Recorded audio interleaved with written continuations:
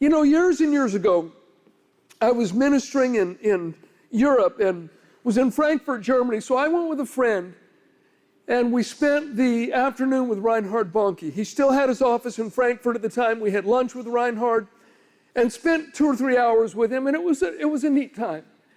Well, if you know anything about Reinhard Bonnke, he's just a great soul winner, and all he talked about for like 2.5 hours was souls. And you know, he's got quite a voice. Souls, precious souls. We're going to take the fire of the gospel from Cape Town to Cairo, and we're going to win souls for Jesus. 2.5 hours of that. So we get out in the car. My friend and I look at each other, and spontaneously, we both looked at one another and went, souls!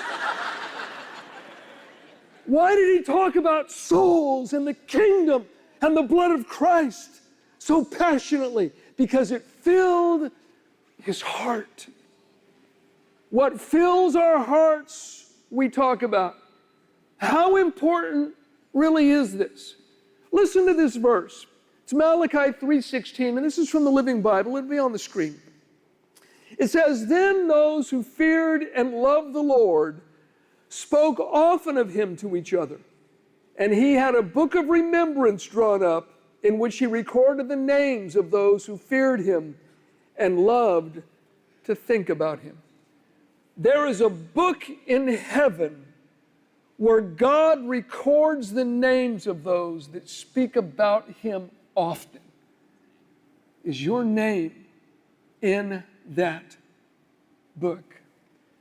Jesus said in Matthew chapter 12 that we will give an account for every idle or non-productive word that we speak in the day of judgment. Think about that. I'll give an account for every idle word that I speak. He went on to say, by your words you're justified. By your words you'll be condemned. Let me ask you a question. Is your speech full of doubt, fear, pessimism, or is it filled with hope, faith, and encouragement? Do people leave your presence after they've been with you and listened to you? Do they leave your presence lifted up or weighed down?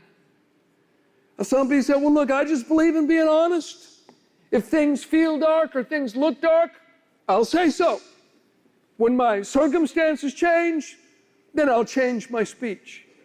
No, you need to learn to change your speech if you want your circumstances to change. Start talking to your mountain about how big your God is, rather than continually talking to God and everyone else about how big your mountain is.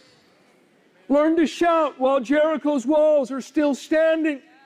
Learn to say, Father, I thank you that you've heard me while your Lazarus is still in the tomb.